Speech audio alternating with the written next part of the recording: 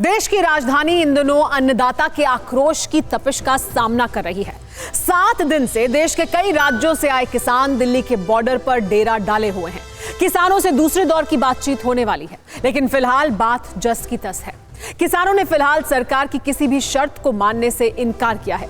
दिल्ली आने वाले रास्तों पर अन्नदाता का डेरा है। किसान 6-6 महीने का राशन और जरूरत का सामान अपने साथ लेकर गए हैं। दावा है कि देश के कई और राज्यों से भी किसान दिल्ली कूच कर चुके हैं।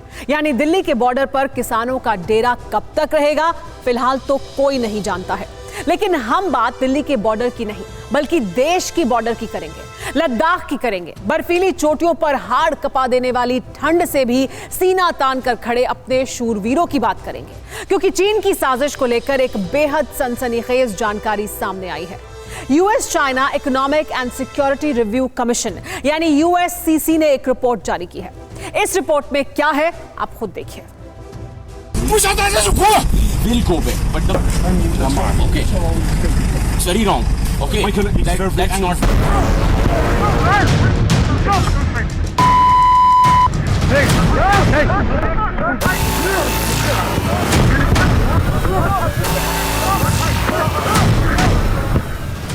ऐसा ही हुआ था उस रात जब चीन के कायरो पर हड्डी तोड़ प्रहार हुआ था।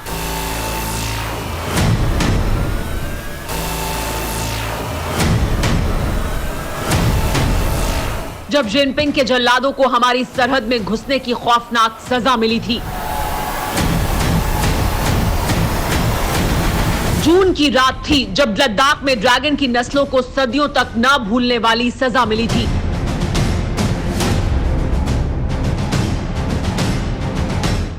गलवान घाटी के जर्रे जर्रे में हमारे जांबाजों के शौर्य की अमिट गाथा तारीख के पन्नों में दर्ज हो चुकी है।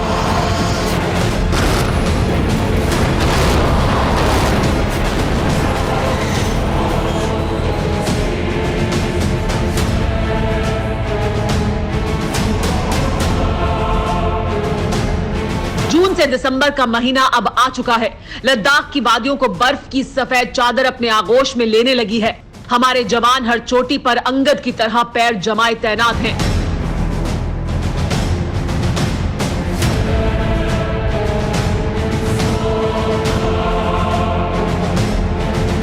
तो जिनपिंग के जल्लाद बिलों में दुबके हुए हैं। लेकिन इस बीच एक बड़ी जानकारी सामने आई है जो बेहद सनसनीखेज है।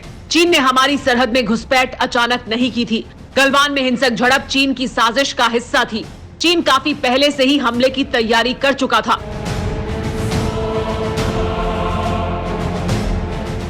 यही बात हमारा देश पहले से कहता रहा है, लेकिन अब दुनिया ने भी इस पर मोहर लगा दी है।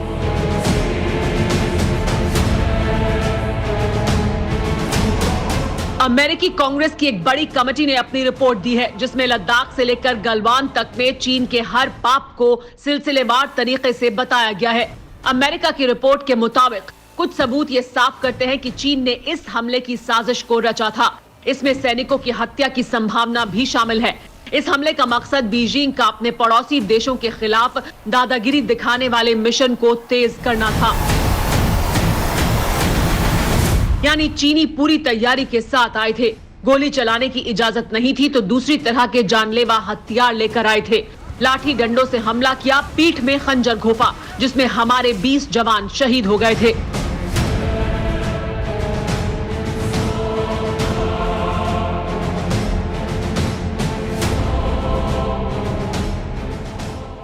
अमेरिका ने कहा है कि चीन ने गलवान में भारत के खिलाफ साजिश की, और बड़ी बात यह कि यह जानकारी यूएससीसी यानी US China economic and security review commission की तरफ से सामने रखी गई है।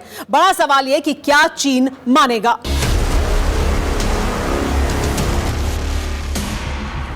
मानना ही होगा, वरना जिनपिंग के जल्लादों का अंत तय है। क्योंकि गर्मी बरसात के बाद भले ही लद्दाख में बर्फीली सर्दी डेरा जमाने लगी है, लेकिन एलएसी पर हालात ज्यादा नहीं बदले हैं।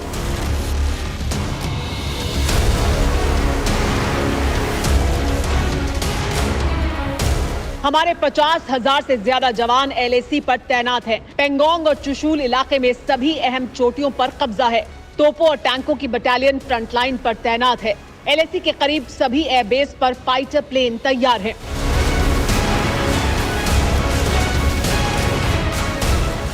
इसके साथ ही तय हो चुका है कि चीनी चांडाल जब तक अपने पाप की गठरी उठाकर बीजिंग का रास्ता नहीं नापते हैं, तब तक हमारे जवान मोर्चे पर तैनात रहेंगे। -40 डिग्री में जिस्म का कोना कोना कपा देने वाली सर्दी हो या फिर चेहरे को झकझोरने वाली तूफानी हवाएं, हजारों फीट की ऊंचाई पर हमारे जांबाजों ने पैर जमाए हुए हैं। वहीं चीनी अब अपनी मौत मरने लगे हैं। पेंगोंग झील और उसके आसपास के इलाके में ठंड अपना रुआब दिखाने लगी है। पेंगोंग झील के अलावा फिंगर 4 और उसके आसपास के इलाके में तो तापमान -20 डिग्री तक पहुंच रहा है और चीनी चांडालों की हालत अभी से खराब होने लगी है। खबर है कि चीन के कई सैनिक बीमार पड़ने लगे हैं। जिस फिंगर 4 पर चीनी कब्जा जमाकर बैठे हैं, वहां कई चीनी ठंड से बीमार पड़ चुके हैं, जिन्हें एयर एम्बुलेंस से फील्ड अस्पताल में ले जाया जा रहा है। इतना ही नहीं, फ्रंटलाइन चौकियों पर चीनी सैनिक एक दिन भी नहीं टिक पा रहे हैं।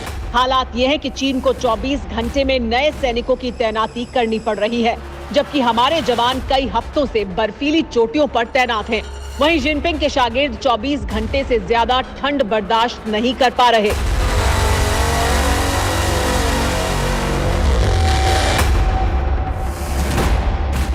LAC पर तैनात हमारे जवान पहले ही ऊंचाई वाली जगहों पर सर्दी के हालात में तैनात रह चुके हैं।